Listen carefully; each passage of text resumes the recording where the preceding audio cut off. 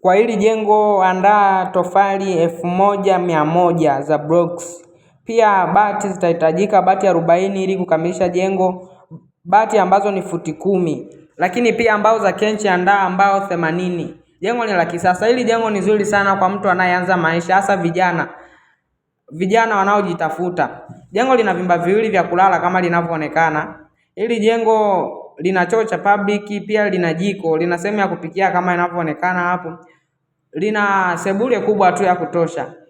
Pia jengo sio kubwa sana kama linavyoonekana. Jengo lina upana wa mita 5.8 na urefu wa mita 12.6. Jengo litakaa kwenye kiwanja chenye upana wa mita 8 na urefu kama mita 17. Jengo linaweza likakaa. Hizi ndo picha zake kama jengo linavyoonekana. Jengo ni zuri na kisasa kama linavyoonekana. Jengo lenyewe linajieleza tu. Angalia picha zake zimependeza kabisa. Picha zinajieleza kwamba jengo ni la kisasa.